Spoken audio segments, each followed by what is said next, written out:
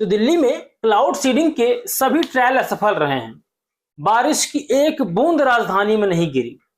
तीन बार विमानों के माध्यम से केमिकल का छिड़काव किया गया बादलों में, इस उद्देश्य से कि बारिश हो जाएगी, प्रदूषण कुछ कम हो जाएगा। ये तो होने से रहा। और इस छिड़काव का ये जो क्लाउड सीडिंग का पूरा प्रोजेक्ट था, इस पर करीब करीब 1,80,00,000 रुपए खर्च हो चुके हैं। इससे ऊपर हुआ होगा, क्योंकि एक टेक ऑफ का, यानी कि एक बार विमान उड़ा, बादलों में गया, केमिकल छिड़काव किया और फिर लैंड किया, इसकी लागत थी 65 लाख रुपए। तो आईआईटी कानपुर के सहयोग से पूरा प्रोग्राम किया गया, बहुत भौकाल बनाया गया मीडिया में, सोशल मीडिया, बस अब तो आर्टिफिशियल रेन हो जाएगी। लेकिन हुआ कुछ भी नहीं। आईआईटी कानपुर के डायरेक्टर ने कहा कि क्लाउड सीडिंग असफल नहीं हुई है, हमारे जो गोल थे वो हमने अचीव कर लिए। अब कौन से गोल अचीव कर लिए? ये सारा खटकरम तो इसीलिए किया गया था ना कि दिल्ली में बरसात हो जाए, प्रदूषण कम हो जाए, जो जहर घुला है दिवाली का कम से कम वो कम हो जाए। क्या हुआ? तो आपके प्रयोग अगर सफल हुए, इससे पब्लिक क्या लाभ हुआ? पब्लिक को क्या लाभ हुआ उससे? तो कानपुर आईआईटी के डायरेक्टर साहब ने यह कहा कि प्रयोग सफल रहे, जो हम चाह रहे थे वो कर पाए, बारिश नहीं हुई, बस ये हो नहीं पाया।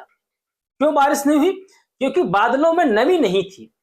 राजधानी में ये कोई पहला वाक्य नहीं था कि जब क्लाउड सीडिंग कराया गया हो, लेकिन मीडिया के जरिए ऐसा माहौल बनाने का प्रयास किया गया कि यह तो ऐतिहासिक है, न भूत और न भविष्य का एक मामला है।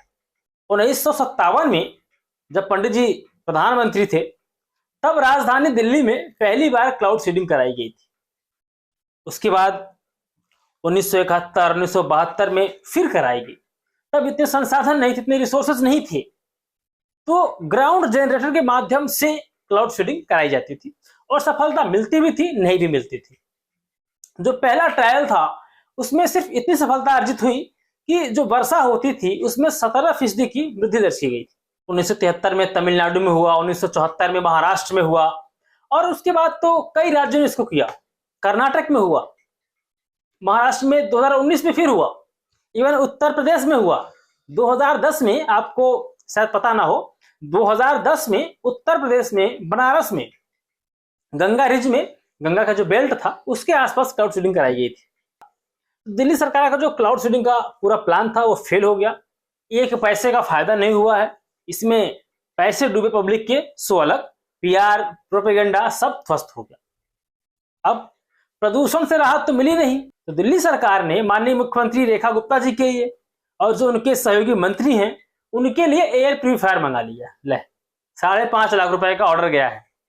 तो दिल्ली की जनता, दिल्ली के सामान्य नागरिक जहरीली हवा में सांस लें, और मंत्री जी, मुख्यमंत्री जी अपने लिए शुद्ध हवा का इंतजाम कर चुके हैं।